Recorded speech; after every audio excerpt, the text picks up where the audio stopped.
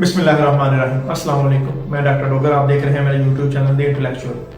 आज इस मौजू पर मैं बात करूंगा वो है CSS की तैयारी स्टूडेंट्स को कब शुरू करनी चाहिए, कैसे शुरू करनी चाहिए, उसके मतलब जो है मैं चांदा आपको टिप्स बताऊंगा। सबसे पहले मैं ये डिस्क्लेमर देना चाहूँगा, इस वीडियो में जो भी बातें करूँगा वो मेरी ज़ाती राय है और किसी भी दूसरे शख्स का उससे इत्तफाक करना ज़रूरी नहीं है, एग्री करना ज़रूरी नहीं है। चलिए हम चलते हैं अपने मौजू की तरफ।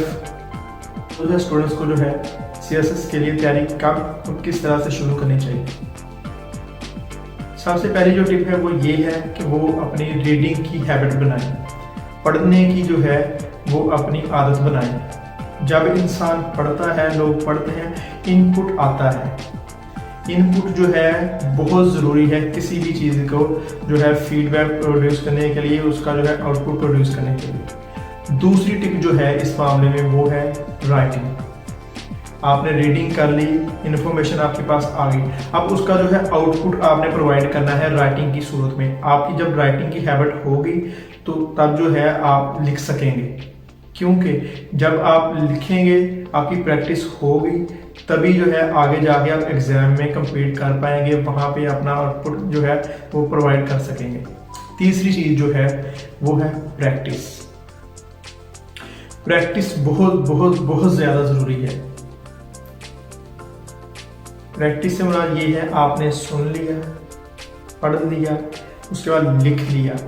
लिखने के बाद सिर्फ उसे छोड़ नहीं देना, उसको रिपीट करना है। उसमें जो है स्टाइल्स लेके आने हैं, उसमें वेरिएशंस लेके आनी है, उसमें क्रिएटिविटी लेके आनी है। एक चीज़ पढ़ ली आपने, 2 + 2 = 4, 2 × 2 4 होती हैं, लेकिन इनको और किन तरीकों के जरिए जो है हम 4 के बराबर ला सकते हैं। 2 जो है उसको 2 से ज़रब करें, 2 × 2, 2 × 2 = 4, ठीक है।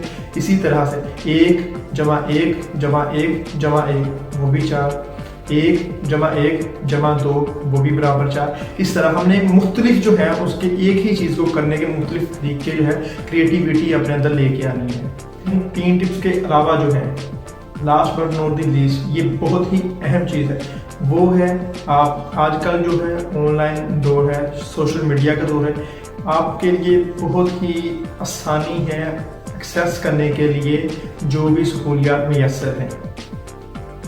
नेट पैकेजेस काफ़ी सस्ते हैं, तो आपको चाहिए कि जो एक्सेसिव इंफॉर्मेशन है उसको भी आप जो है लें, लेकिन सिर्फ इनपुट ही नहीं लिए जाना कि आप जो है सोशल मीडिया के जरिए भी इंफॉर्मेशन ले रहे हैं, वेबसाइट से भी इंफॉर्मेशन ले रहे हैं, दूसरी चीज़ों से भी ले रहे हैं, लेकिन आप उसका आउटपुट ये जो है प्रैक्टिस नहीं कर रहे, तब उसको आपको जो है उस चीज़ का बहुत कम फ़ायदा होगा। मैक्सिमम जो है रिजल्ट्स हासिल करने के लिए आपको तीनों चीज़ों को एक बैलेंस में लेके चलना है।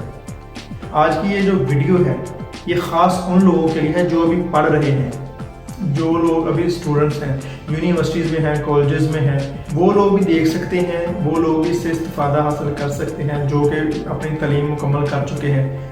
लेकिन उनके लिए टिप्स और ट्रिक्स कुछ दूसरी होंगी, ठीक है, इसके साथ साथ, लेकिन ये स्पेसिफिकली उन लोगों के लिए है जो अभी के पढ़ रहे हैं। उम्मीद है इन टिप्स पर अमल करके कॉम्पिटिटिव एग्जामिनेशन में अच्छा जो आउटपुट है वो प्रोवाइड कर सकेंगे और आपको उसके जो रिजल्ट्स हैं, नतायज जो है वो अच्छे मिलेंगे। उम्मीद करता हूँ आज की ये वीडियो जो है आपको पसंद आई होगी। इसी के साथ इस वीडियो का इख्तिताम करते हैं। पाकिस्तान पाइंदाबाद।